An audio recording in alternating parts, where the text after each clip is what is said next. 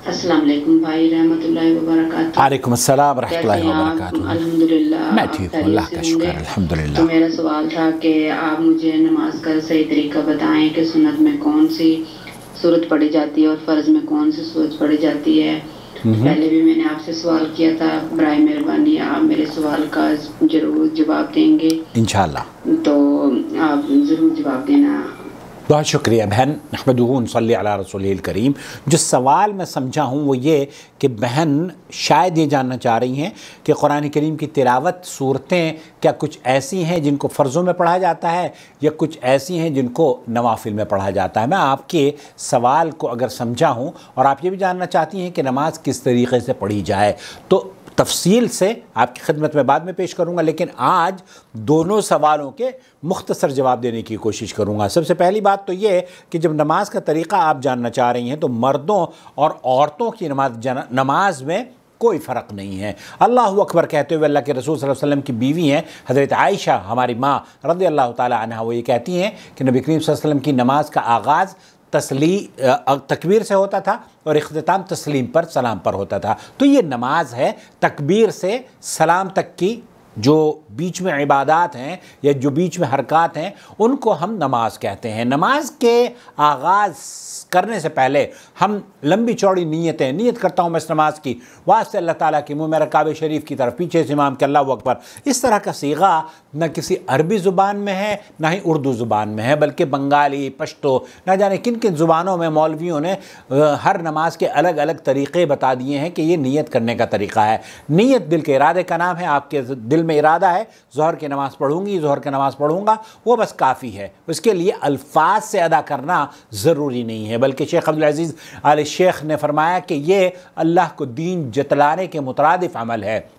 गोया आप ये फरमा रहे हैं कि पूरी दुनिया को पता चल गया है ज़ोहर का वक्त हो गया है, अल्लाह को जता रहे हैं कि ज़ोहर का वक्त हो गया है, मैं इस इमाम के पीछे 4 रकात नमाज़ पढ़ रहा हूँ। तो अल्लाह ताला का कुरान करीम का ये की आयत ये नकल की अल्लाह शेख अब्दुल अज़ीज़ आल शेख ने, कुल अतुअल्लिमूनल्लाह बिदीनिकुम, अल्लाह ताला को तुम दीन जताना चाहते हो, अल्लाह तो जो ज़मीन और आसमान है मैं उसको उसका बखूबी इल्म है।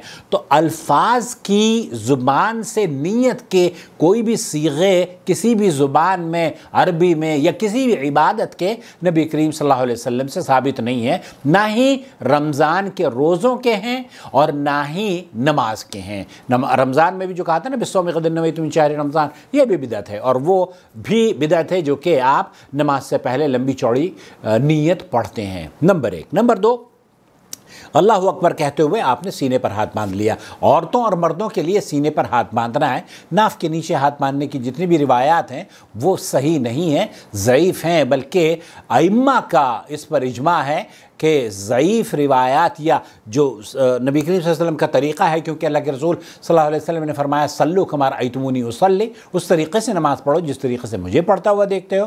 तो आप अलैहिस्सलातु वस्सलाम नमाज में सीने पर हाथ बांधा करते थे। आपने सीने पर हाथ बांधा, उसके बाद जो दुआएं आपको याद हैं वो हैं, जिनमें से हैं सुब्हानक अल्लाहुम्मा व बिहम्दिक व तबारक अस्मुक व तआला जद्दुक व ला इलाहा गैरुक।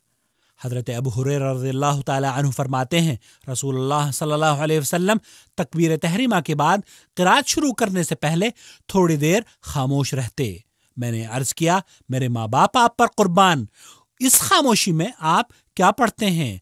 आप सल्लल्लाहु अलैहि वसल्लम ने फरमाया, मैं ये दुआ पढ़ता हूँ, अल्लाहुम्मा बाइद बैनी व बैन खतायाया कमा बाअदत बैन अल-मशरिक़ वल-मग़रिब, अल्लाहुम्मा नक़्क़िनी मिन खतायाया कमा युनक़्क़ा अथ-थौबु अल-अब्यद मिन अद-दनस, अल्लाहुम्मा अग़सिलनी मिन खतायाया बिथ-थल्ज वल-माइ वल-बरद। इसके बाद औज़ु बिल्लाहि मिनश शैतानिर रजीम पढ़ने के बाद सूरह फातिहा पढ़नी चाहिए, क्योंकि अल्लाह अज़्ज़ व जल इरशाद फरमाता है فإذا قرأت القرآن فاستعذ بالله من الشيطان الرجيम। तो इन दोनों दुआओं को, ये जो अल्लाह के रसूल सल्लल्लाहु अलैहि वसल्लम से दुआएं साबित हैं, उन्हें आप पढ़ सकती हैं। फिर बिस्मिल्लाहिर्रहमानिर्रहीम, अऊज़ु बिल्लाहि मिनश शैतानिर रजीम, बिस्मिल्लाहिर्रहमानिर्रहीम پھر سورہ فاتحہ پڑھیے۔ سورہ فاتحہ مردوں، عورتوں، بچے، بوڑھے سب پر واجب ہے ہر نماز میں۔ ایسا نہیں ہے کہ اگر آپ امام کے پیچھے پڑھ رہے ہو تو آپ سورہ فاتحہ نہیں پڑھیں گے، امام کے پیچھے بھی آپ کو ہر نماز میں سورہ فاتحہ پڑھنی ہے، ہر رکعت میں سورہ فاتحہ پڑھنی ہے۔ تو جب آپ نے آپ نماز پڑھ رہے ہیں تو آپ نے سورہ فاتحہ پڑھی، اور پھر اس کے بعد قرآن کریم کی کوئی بھی سورت آپ پڑھ سکتے ہیں۔ آیت الکرسی ہے، سورہ ناس ہے، سورہ کوثر ہے، اس میں کوئی بھی کسی طرح کی تخصیص نہیں ہے۔ جب آپ نے سورہ فاتحہ صلی اللہ علیہ وسلم سے ثابت نہیں کہ آپ نے سورہ فاتحہ کی قرأت کے بعد طویل وقفہ کیا ہو۔ قرأت فاتحہ کے بعد سنت یہ ہے کہ ہر نمازی بلند آواز سے کہے آمین۔ ہر نمازی کو بلند آواز سے آمین کہنا چاہیے، چاہے وہ امام ہو یا مقتدی۔ رسول اللہ صلی اللہ علیہ وسلم نے ارشاد فرمایا، جب امام آمین کہے تو تم بھی آمین کہو۔ جس کی آمین کی آواز فرشتوں کی آمین سے موافق ہو گئی، اس کے گزشتہ تمام صغیرہ گناہ بخش دیے جاتے ہیں۔ اسے بخاری نے روایت کیا ہے۔ اور جب امام اور مقتدی بلند آواز سے آمین کہہ لیں تو امام کو چاہیے کہ جو میسر ہو قرآن کریم میں سے تلاوت کرے۔ قرأت سے فارغ ہونے کے بعد تکبیر کہہ کر رفع یدین کرتے ہوئے رکوع میں چلے جانا چاہیے۔ بسم اللہ الرحمن الرحیم پڑھنے کے بعد کوئی سورت ملا لی اس میں، اور پھر اس کے بعد اللہ اکبر کہتے ہوئے رفع یدین کرتے ہوئے رکوع میں چلے گئے۔ اور یہ بھی جان لیجئے کہ نماز میں رفع یدین 4 مقامات پر کرنا سنت سے ثابت ہے۔ نمبر 1 تکبیر تحریمہ کے وقت، نمبر 2 رکوع میں جاتے وقت، نمبر 3 رکوع سے سر اٹھاتے وقت، اور نمبر 4 تیسری رکعت کی ابتدا میں یعنی تشہد سے کھڑے ہو کر۔ پھر اپنے دائیں ہاتھ سے بائیں ہاتھ کی کلائی پکڑ کر دونوں ہاتھ سینے پر باندھ لینے چاہیے۔ رکوع میں جاتے وقت رفع یدین اللہ کے رسول صلی اللہ علیہ وسلم کیا کرتے تھے۔ صحیح بخاری کی یہ روایت موجود ہے، صحیح بخاری اور مسلم، بلکہ احادیث کی تمام کتابوں میں یہ سنت طریقہ ہے کہ نبی کریم صلی اللہ علیہ وسلم جیسے تکبیر تحریمہ میں اللہ اکبر کہتے ویسے ہی رکوع میں جاتے وقت بھی اور رکوع سے سر اٹھاتے وقت بھی اللہ اکبر کہتے تھے۔ تو آپ اگر رفع یدین نہیں کرتے تو کرنا شروع کر دیجئے، کیونکہ اللہ کے رسول صلی اللہ علیہ وسلم کی سنت یہی ہے۔ اور اگر کوئی آدمی سنت کے مطابق نماز نہیں پڑھتا اور یہ توقع کرتا ہے کہ اس کی نماز قبول ہو جائے گی، تو میں سمجھتا ہوں کہ وہ ایسا ہی ہے جیسے کہ جانا چاہ رہا ہو مکہ اور اس نے گاڑی کا اسٹیئرنگ یا گاڑی کا رخ کیا ہو ریاض کی جانب۔ ایسا نہیں ہے کہ آپ کسی اور کے طریقے پر نماز پڑھیں اور یہ توقع کریں کہ آپ کی نماز قبول ہو جائے گی۔ نمبر 1۔ نمبر 2، اللہ کے رسول صلی اللہ علیہ وسلم جتنی بھی عبادات ہیں، تمام عبادات میں 2 چیزیں بہت ضروری ہیں۔ ایک تو یہ کہ اللہ کے لیے عمل ہو، اور دوسرا نبی کریم صلی اللہ علیہ وسلم کے طریقے کے مطابق ہو۔ تو اللہ کے لیے نماز آپ پڑھ رہے ہیں، اس کو جتانے کی ضرورت نہیں ہے، اور نبی کریم صلی اللہ علیہ وسلم کے طریقے کے مطابق پڑھ رہے ہیں، اس کو سنت اختیار کرنے کی ضرورت ہے۔ اگر آپ کسی اور امام کے طریقے پر نماز پڑھتے ہیں یا پڑھتی ہیں تو آج سے توبہ کر لیں اور صرف نبی کریم صلی اللہ علیہ وسلم کے طریقے کے مطابق نماز پڑھیں، کیونکہ اللہ کے رسول نے فرمایا ہے صلو کما رأیتمونی اصلی، نماز اسی طرح سے پڑھو جیسے مجھے پڑھتے ہوئے دیکھتے ہو۔ اور اس شخص کے بارے میں اللہ کے رسول صلی اللہ علیہ وسلم نے فرمایا کہ کچھ لوگ ایسے بھی ہیں کہ جو جنت سے جانے سے انکار کرتے ہیں۔ اللہ کے رسول صلی اللہ علیہ وسلم سے پوچھا گیا ایسا کون بدبخت ہو سکتا ہے کہ جنت میں جانے سے انکار کرے؟ اللہ کے رسول صلی اللہ علیہ وسلم نے فرمایا وہ من اطاعنی دخل الجنہ ومن عصانی فقد ابا، تو جس نے میری اطاعت اور فرما برداری کر لی وہ تو جنت میں داخل ہو گیا، اور جس نے میری نافرمانی کی، میری نماز کے طریقے کو، میری سنتوں کو اختیار نہیں کیا، اس نے گویا کہ مجھ پہ اطاعت اور فرما برداری کا اس نے صرف دم ہی بھرا ہے لیکن عمل نہیں کرتا، اس لیے اس کے اعمال تمام کے تمام ضائع کر دیے جائیں گے۔ تو میرے بھائی میری بہن، نماز کی جب آپ رکوع میں جائیں، اللہ کے رسول صلی اللہ علیہ وسلم رفع یدین کیا کرتے تھے، حدیث کی تمام کتابوں میں ہے۔ رفع یدین نہ کرنے کی جتنی بھی روایات ہیں ساری کی ساری ضعیف ہیں۔ دوسری بات یہ کہ آپ رکوع میں چلی گئیں، سبحان ربی العظیم پڑھیں، جتنی آپ کو توفیق ہو 3 کم از کم ایک مرتبہ کرے۔ قرأت سے فارغ ہونے کے بعد تکبیر کہہ کر رفع یدین کرتے ہوئے رکوع میں چلے جانا چاہیے۔ رکوع کہتے ہیں آگے کی جانب پشت کے ساتھ سر اور گردن کو اس طرح جھکا لینا کہ ہاتھ گھٹنے پر پہنچ جائیں، کیونکہ نبی کریم صلی اللہ علیہ وسلم جب رکوع کرتے تو اپنی پشت کو گردن اور سر کے ساتھ برابر رکھتے اور پشت اس قدر سیدھی رکھتے کہ اگر ایک پیالہ پانی رکھ دیا جائے تو وہ کسی طرف بھی مائل نہ ہو۔ اور یہ طریقہ بالکل غلط ہے کہ پشت کے خط استوا سے سر کو بلند یا جھکا کر رکھا جائے، کیونکہ رکوع میں اللہ کے نبی صلی اللہ علیہ وسلم کا ہمیشہ یہ طریقہ تھا کہ دونوں ہاتھوں سے دونوں گھٹنوں کو پکڑتے اور انگلیوں کو پھیلائے رکھتے، اور ساتھ ہی دونوں پنڈلیوں اور بازوؤں کو پھیلائے رکھتے۔ میرے دینی بھائی، اطمینان سے رکوع کیا کرو۔ رکوع میں ایک مرتبہ سبحان ربی العظیم کہنا چاہیے اور ایک سے زیادہ مرتبہ کہنا افضل ہے۔ پس رکوع کو مکمل کرنے کے بعد سمع اللہ لمن حمدہ کہتے ہوئے رفع یدین کرتے ہوئے سیدھے کھڑے ہو جانا چاہیے، اور جب تم اچھی طرح سیدھے کھڑے ہو جاؤ تو یہ دعا پڑھو، ربنا ولک الحمد۔ اتنا کہنا کافی ہے، لیکن اگر مزید پڑھنا چاہو تو یہ دعا بھی اس کے ساتھ پڑھنا افضل ہے۔ ربنا ولك الحمد ملء السماوات والأرض وملء ما بينهما وملء ما شئت من شيء بعد۔ یہاں ربنا ولک الحمد کے ساتھ والشکر کہنے کی زیادتی کی کوئی اصل نہیں۔ میرے دینی بھائی، رکوع سے سیدھے اعتدال کے ساتھ کھڑے ہونے کا خاص خیال رکھو، سستی اور غفلت سے بچو، کیونکہ اللہ کے نبی صلی اللہ علیہ وسلم نے فرمایا اس شخص کی نماز درست نہیں جو رکوع اور سجود میں اپنی کمر کو مکمل سیدھی نہیں رکھتا۔ لہذا جب مکمل اطمینان سے کھڑے ہو جاؤ، پھر اللہ اکبر کہتے ہوئے سجدے میں چلے جاؤ، اور اس کے بعد جب آپ سمع اللہ لمن حمدہ ربنا ولک الحمد کہیں تو اس کے بعد بھی آپ سیدھے آرام سے کمر سیدھی آپ کی کھڑی ہو جائے، اور ایسے آپ سینے پر ہاتھ باندھ کر پھر ربنا ولک الحمد حمدا کثیرا طیبا مبارکا فی، یہ جو دعائیں ثابت ہیں یہ پتہ ہے کیا ہے؟ اللہ کے رسول صلی اللہ علیہ وسلم کی حدیث ہے کہ آپ نے اگر رکوع سے کھڑے ہونے کے بعد یہ دعا پڑھ لی، اللہم ربنا لک الحمد، فرمایا غفر لہ ما تقدم من ذنبہ، تو تمام گناہ اللہ کے رسول صلی اللہ علیہ وسلم فرماتے ہیں کہ بخش دیے جائیں گے۔ اسی طریقے سے آمین، اگر امام کے پیچھے آپ نماز پڑھ رہے ہیں اور امام سورہ فاتحہ پڑھتا ہے اور وہ کہتا ہے آمین، تو بلند آواز سے آمین کہیے، کیونکہ اللہ کے رسول صلی اللہ علیہ وسلم نے فرمایا من وافق تأمینہ تأمین الملائکہ غفر لہ ما تقدم من ذنبہ، تو ایسے شخص کی جس کی آمین کی آواز فرشتوں کے آمین سے مل جاتی ہے تو اس کے بھی گناہ بخش دیے جاتے ہیں، جس سے یہ پتہ چلتا ہے کہ نماز میں جب ہم آمین کہتے ہیں تو فرشتے بھی آمین کہتے ہیں، امام بھی آمین کہتا ہے، فرشتے بھی آمین کہتے ہیں، اور ہم بھی آمین کہتے ہیں، تو گناہ بخشوانے کا اس سے بہترین طریقہ کیا ہو سکتا ہے؟ آپ کھڑی ہوئیں، آپ نے اطمینان سے رکوع کے بعد کھڑے ہو کر پھر آپ سجدے میں گئی، سجدے میں آپ نے جا کر دعائیں پڑھی۔ لہذا جب مکمل اطمینان سے کھڑے ہو جاؤ، پھر اللہ اکبر کہتے ہوئے سجدے میں چلے جاؤ۔ سجدے کی کیفیت، نماز میں سجدہ کہتے ہیں 7 اعضاء کو مخصوص طریقے سے زمین پر رکھنا، اور وہ 7 اعضاء یہ ہیں: پیشانی ناک کے ساتھ، دونوں ہاتھ اور دونوں گھٹنے، اور دونوں پاؤں کی انگلیاں۔ اللہ کے نبی صلی اللہ علیہ وسلم کا فرمان ہے اس شخص کی نماز نہیں ہوتی جس کی ناک زمین سے نہ لگی ہو، اور اسی طرح دونوں بازوؤں کو پہلوؤں سے اور دونوں رانوں کو پیٹ سے دور رکھنا چاہیے۔ سجدے میں دونوں قدموں کو ملا کر سیدھے کھڑا رکھنا چاہیے اور اپنے بازوؤں کو زمین پر نہ بچھانا چاہیے، یہ طریقہ غلط ہے۔ اللہ کے رسول صلی اللہ علیہ وسلم نے ارشاد فرمایا کہ سجدہ اطمینان سے کرو، اور تم میں سے کوئی شخص اپنے بازوؤں کو کتے کی طرح نہ بچھائے، اسے بخاری و مسلم نے روایت کیا ہے۔ واضح ہے کہ عورتوں کو بھی بازوؤں کو زمین پر نہیں بچھانا چاہیے۔ اللہ کے رسول صلی اللہ علیہ وسلم نے سجدے میں کوے کی طرح چونچ مارنے سے منع فرمایا ہے۔ لہذا سجدے میں نہایت ہی اطمینان و سکون سے تسبیح بیان کرنی چاہیے، اور کم از کم 1 مرتبہ سبحان ربی الاعلیٰ کہنا لازم ہے، اور تسبیح کا 1 سے زیادہ مرتبہ بیان کرنا افضل عمل ہے۔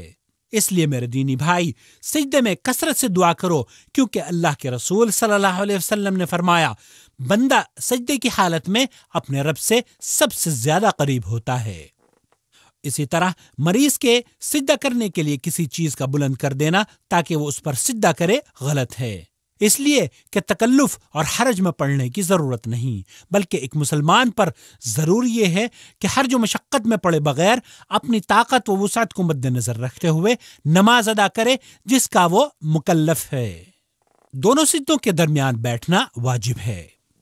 نبی کریم صلی اللہ علیہ وسلم پہلے سجدے سے سر اٹھا کر نہایت آرام و اطمینان سے بیٹھتے کہ جسم کی ساری ہڈیاں اپنی جگہ پر آ جاتی، پھر دوسرا سجدہ کرتے۔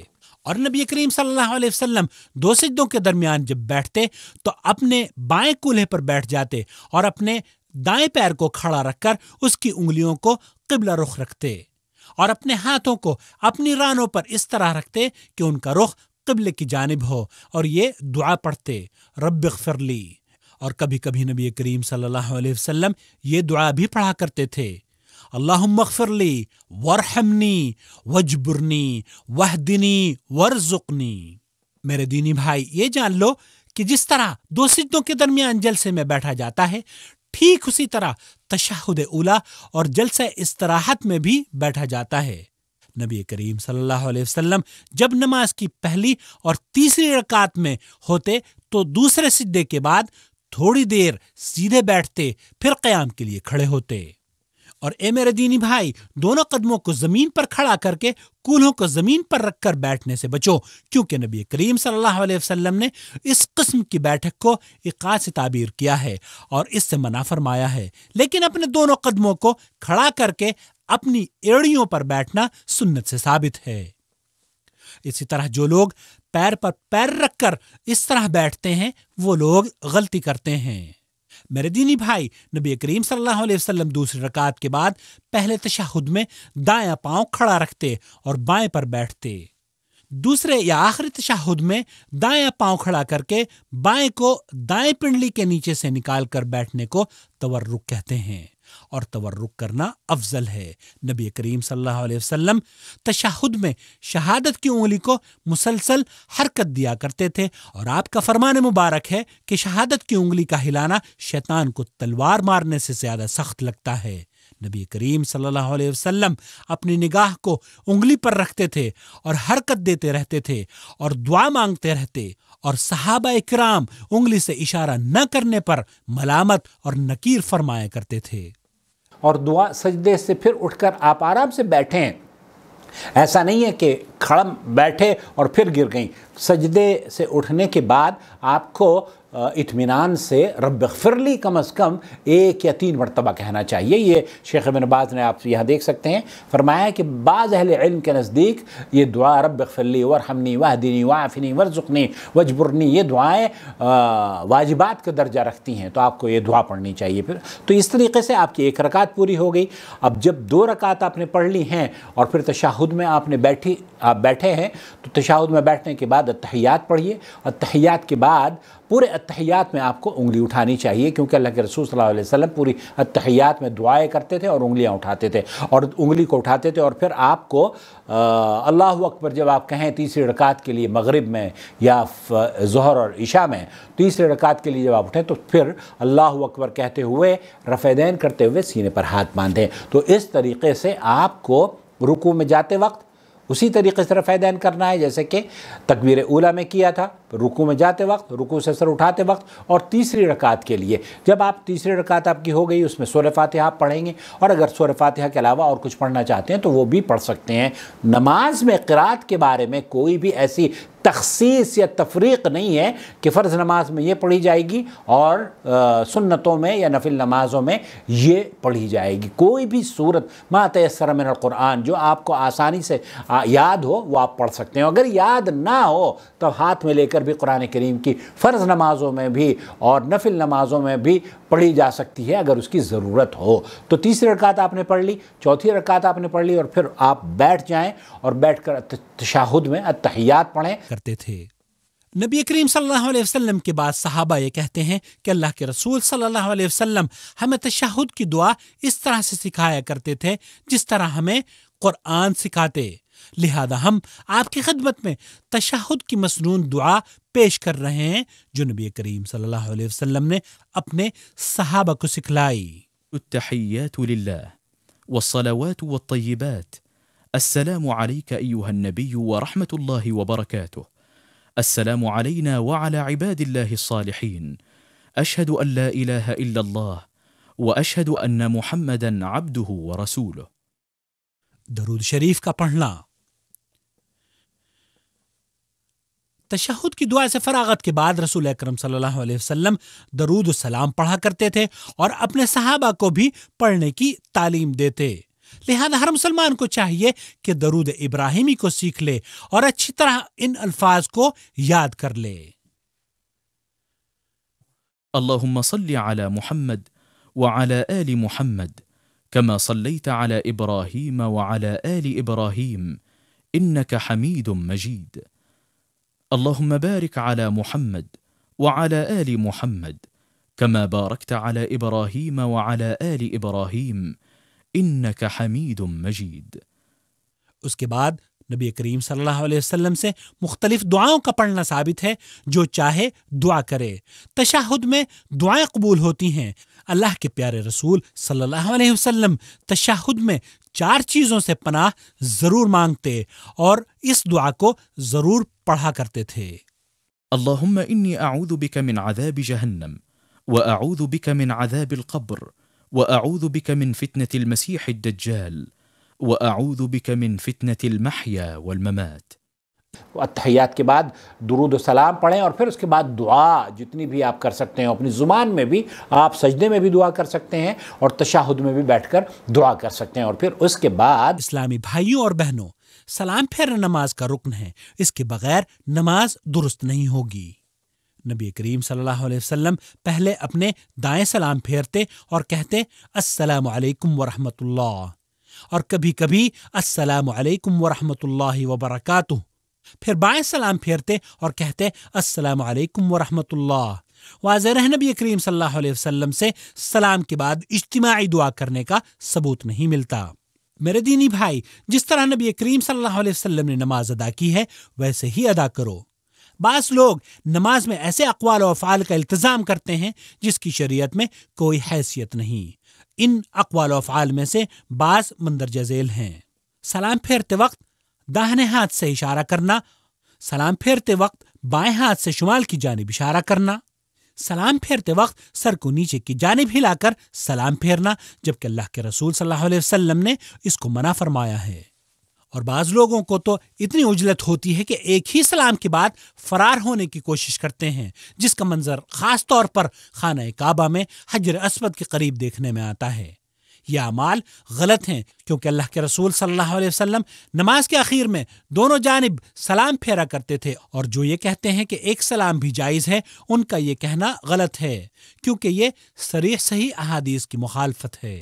سلام پھیرنے کے بعد اللہ کے رسول صلی اللہ علیہ وسلم نمازیوں کی طرف متوجہ ہو جایا کرتے تھے، اور آپ علیہ السلام اپنی جگہ سے کبھی داہنی جانب کی طرف سے مڑتے اور کبھی بائیں جانب مڑ کر صحابہ کی طرف رخ فرماتے۔ نماز کے بعد امام کا اپنی جگہ بیٹھے رہنا اور مقتدیوں کو دعائیں کروانا ثابت نہیں، بلکہ امام کو دائیں بائیں جانب گھوم کر رخ نمازیوں کی طرف کر لینا چاہیے۔ نماز کے بعد کے اذکار و وظائف: نبی کریم صلی اللہ علیہ وسلم نماز سے فارغ ہو کر اللہ اکبر کہتے، اور اگر آپ کو جلدی ہوتی تو 10 مرتبہ سبحان اللہ، 10 مرتبہ الحمدللہ اور 10 یا 11 مرتبہ اللہ اکبر کا ذکر کرتے، ورنہ عام طور پر تکبیر کے بعد مسنون اذکار کا ورد آپ سے ثابت ہے، اور وہ ہیں 3 مرتبہ استغفر اللہ، استغفر اللہ، استغفر اللہ۔ اللهم أنت السلام ومنك السلام تباركت يا ذا الجلال والإكرام۔ واضح ہے کہ اس دعا میں اضافہ نہیں کرنا چاہیے، اور اس کے بعد یہ پڑھے لا إله إلا الله وحده لا شريك له له الملك وله الحمد وهو على كل شيء قدير اللهم لا مانع لما أعطيت ولا معطي لما منعت ولا ينفع ذا الجد منك الجد۔ اور اس کے بعد یہ پڑھے لا إله إلا الله وحده لا شريك له له الملك وله الحمد وهو على كل شيء قدير ولا حول ولا قوة إلا بالله ولا نعبد إلا إياه له النعمة وله الفضل وله الثناء الحسن لا إله إلا الله مخلصين له الدين ولو كره الكافرون۔ اور اس کے بعد 33 مرتبہ سبحان اللہ، 33 مرتبہ الحمدللہ اور 33 مرتبہ اللہ اکبر پڑھنا چاہیے۔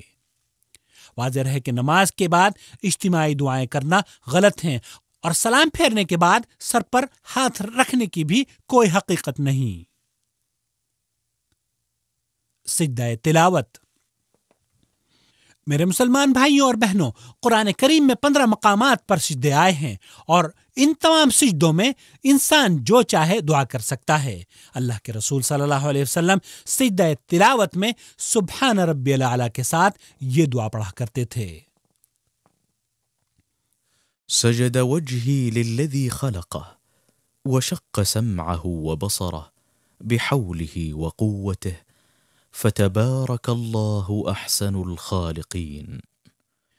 امام مسلم نے حضرت ابو ہریرہ رضی اللہ تعالی عنہ سے مروی حدیث نقل کی ہے کہ نبی کریم صلی اللہ علیہ وسلم نے ارشاد فرمایا، جب ابن آدم آیت سجدے کی تلاوت کرتے ہوئے اس پر سجدہ کرتا ہے تو شیطان روتے ہوئے علیحدہ ہو کر کہتا ہے، ہائے تباہی و بربادی، اسے سجدہ کرنے کا حکم دیا گیا تو اس نے سجدہ کیا اور جنت کا مستحق بن گیا، اور مجھے سجدہ کرنے کا حکم دیا تو میں نے انکار کر دیا، لہذا میں جہنم کا مستحق ہو گیا۔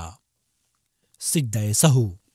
میرے دینی بھائی، اس میں کوئی شک نہیں ہے کہ ہر انسان فطری طور پر بھولتا ہے، اس لیے نبی کریم صلی اللہ علیہ وسلم کا فرمان ہے، یقیناً میں انسان ہوں، جیسے تم لوگ بھولتے ہو ویسے ہی میں بھی بھولتا ہوں، لہذا جب میں بھول جاؤں تو مجھے یاد دہانی کرا دیا کرو۔ نبی کریم صلی اللہ علیہ وسلم نے سجدہ سہو کو مشروع قرار دیا ہے تاکہ نماز میں جو کمی یا زیادتی یا شک واقع ہو جائے تو وہ ختم یا کمی پوری کی جائے۔ واضح ہے کہ سجدہ سہو 2 سجدے ہیں، اور نمازی کو سلام پھیرنے کے بعد یا سلام سے قبل سجدے کرنے چاہیے۔ سجدہ سہو صرف نماز کے ارکان کی بھول چوک میں ہے، جیسے تشہد اولی، سورہ فاتحہ کے بعد آیات کی تلاوت وغیرہ کا بھولنا۔ نماز میں جو چیزیں مستحب ہیں ان میں سجدہ سہو نہیں ہے۔ سجدہ سہو نماز میں صرف ایک مرتبہ ہے، اگرچہ ایک ہی نماز میں کئی مرتبہ بھول چوک ہو جائے، اور اگر رکن چھوٹ جائے تو رکن کو پورا کرنے کے بعد سجدہ کرنا چاہیے، کیونکہ رکن کے چھوٹنے پر صرف سجدہ کر لینا کافی نہ ہوگا، اور اگر نماز میں جو چیزیں واجب ہیں وہ چھوٹ گئیں تو صرف سجدہ سہو کافی ہو جائے گا۔ نماز کو باطل کرنے والی اشیاء۔ میرے دینی بھائی، اس میں کوئی شک و شبہ کی بات نہیں کہ ہر مسلمان نماز کو پورے اعتماد و یقین کے ساتھ ادا کرنے کا خواہش مند ہوتا ہے اور امید کرتا ہے کہ اس کی نماز بارگاہ الہی میں مقبول ہو، لیکن چند ایسے امور ہیں جن کی بنا پر نماز باطل ہو جاتی ہے، اور وہ مندرجہ ذیل ہیں۔ نمبر 1، جان بوجھ کر کھانا پینا۔ کھانا کھانے کے بعد جو شخص نماز پڑھنے کا ارادہ کرے اس کے لیے مستحب ہے کہ وہ کلی کر لے۔ نمبر 2، بغیر کسی مصلحت کے جان بوجھ کر گفتگو کرنا۔ اللہ تعالیٰ کا ارشاد ہے، وَقُومُوا لِلَّهِ قَانِتِينَ۔ نمبر 3، جان بوجھ کر بغیر کسی ضرورت کے نماز میں عمل کثیر۔ عمل قلیل و کثیر کا کوئی ضابطہ نہیں ہے، جیسے نماز میں بغیر ضرورت کے حرکت کرنا۔ نمبر 4، بغیر کسی عذر کے جان بوجھ کر نماز کے رکن یا واجب کو چھوڑ دینا۔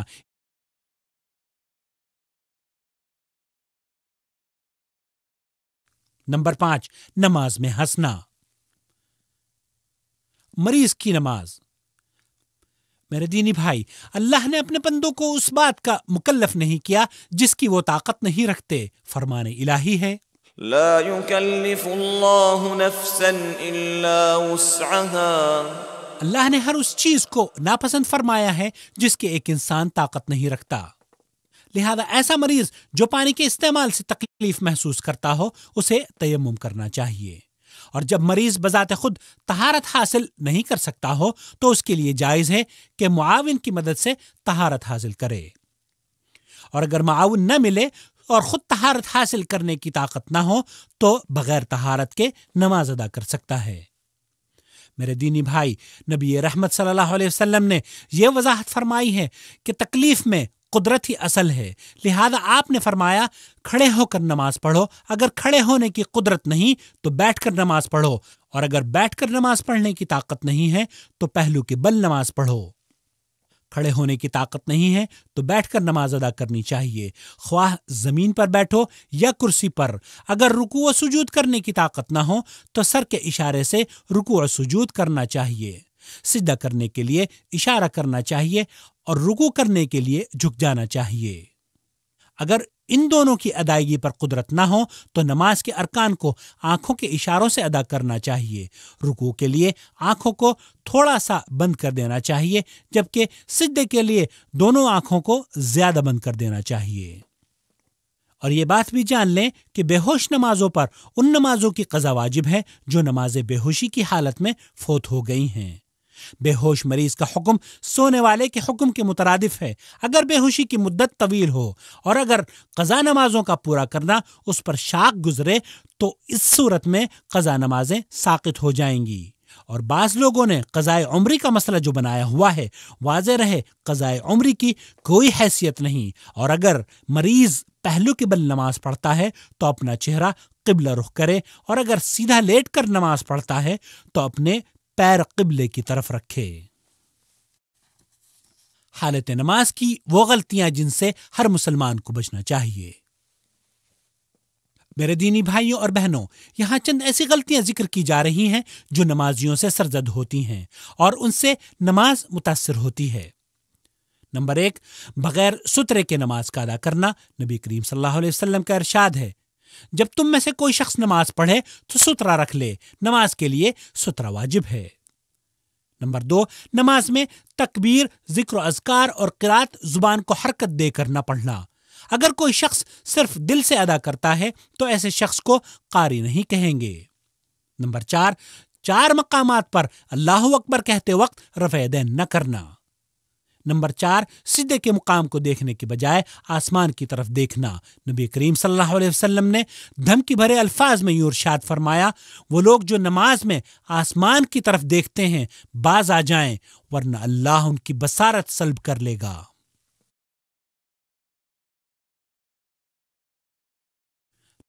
نمبر 5، دونوں ہاتھوں کو چھوڑ کر نماز پڑھنا۔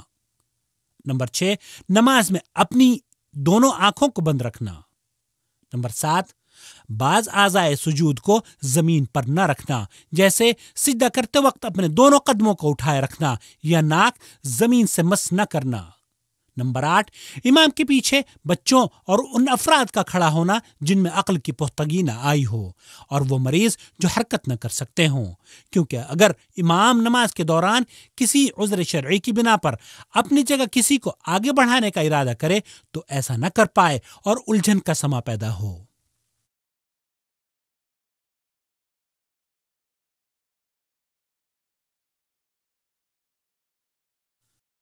نمبر 9، بعض لوگوں کا یہ عمل کہ جماعت میں شامل ہونے کے لیے جب وہ امام کو سجدے یا قاعدے میں پاتے ہیں تو نماز میں شامل نہیں ہوتے، یہاں تک کہ امام دوسری رکعت کے لیے کھڑا ہو جاتا ہے، جبکہ حکم یہ ہے کہ جس حال میں امام کو پاؤ اس کے ساتھ جماعت میں شامل ہو جاؤ۔ نمبر 10، صحیح طور پر تکبیر کا زبان سے نہ کہنا۔ واضح رہے ایسی جگہوں پر نماز کا پڑھنا بھی غلط ہے جہاں قبر ہوں۔ عورتوں کی نماز کی کیفیت۔ میرے اسلامی بھائیوں اور بہنوں، یہ جان لیجئے کہ نماز کے اوصاف اور اس کے متعلقات میں مرد اور عورتیں باہم شریک ہیں، ان کے درمیان کوئی فرق نہیں سوائے چند مقامات کے جو مندرجہ ذیل ہیں۔ نمبر 1، اگر عورتوں کی امامت کرتی ہے تو صف سے نکل کر آگے نہیں بڑھے گی بلکہ پہلی صف کے وسط میں کھڑی ہو کر امامت کرے گی۔ نمبر 2، جب امام غلطی کرے، امام سے سہو ہو جائے تو امام کو بتانے کے لیے ایک ہاتھ کو دوسرے ہاتھ پر ماریں گی جبکہ مرد سبحان اللہ کہیں گے۔ نمبر 3، جب عورتیں مردوں کی موجودگی میں نماز ادا کریں تو اپنے دونوں بازوؤں، دونوں رانوں وغیرہ کو پھیلانے میں مبالغہ نہ کریں کیونکہ اس سے بے پردگی کا اندیشہ ہے۔ ہاں، اگر عورت تنہا نماز پڑھتی ہے یا 2 عورتوں کے ساتھ باجماعت نماز ادا کرتی ہے تو نماز کے ان تمام اوصاف کا التزام ضروری ہے جو نبی کریم صلی اللہ علیہ وسلم سے وارد ہیں۔ نمبر 4، عورت کو حالت نماز میں بدن کی ستر پوشی واجب ہے، چہرہ اور دونوں ہتھیلیوں کے علاوہ۔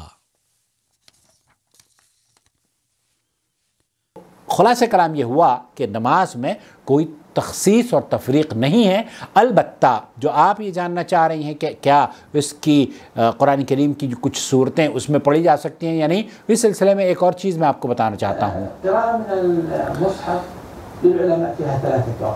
یہاں اہل علم کے درمیان کچھ 3 باتیں نقل کی گئی ہیں قرآن کریم کو دیکھ کر پڑھنے کے بارے میں نمازوں میں۔ حنفی مذہب میں بہت شدت اختیار کی جاتی ہے،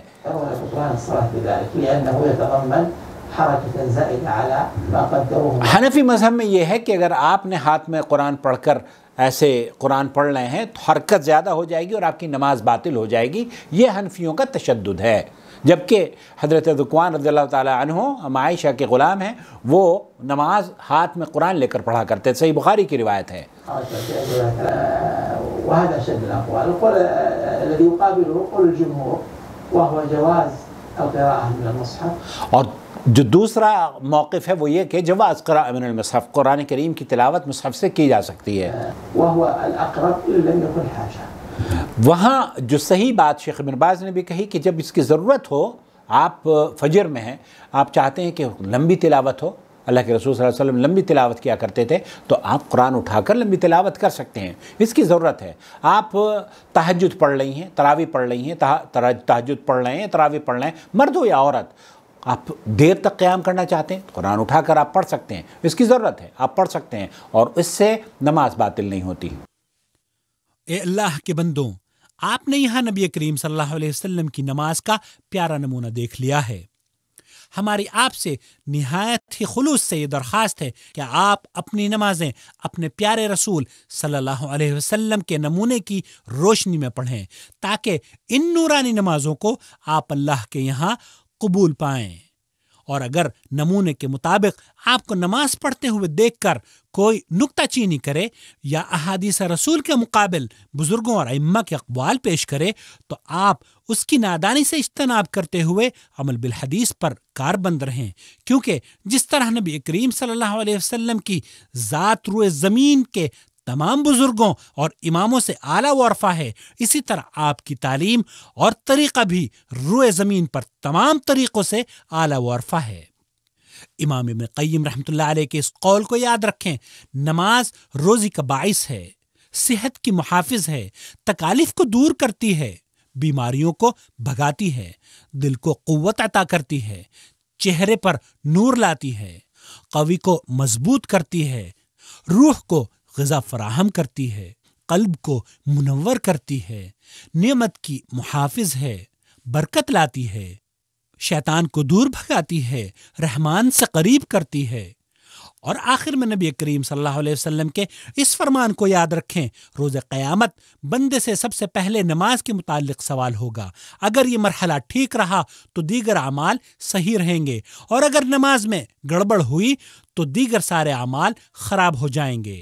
اے اللہ کے بندوں، ہمیں امید ہے کہ اس کیسٹ کا اختتام آپ کے لیے نئی زندگی کی ابتدا ہوگی، لہذا اب ویسے ہی نماز پڑھو جیسے نبی کریم صلی اللہ علیہ وسلم نے نماز ادا کی ہے۔ اللہ ولی الذین آمنوا یخرجهم من الظلمات الى النور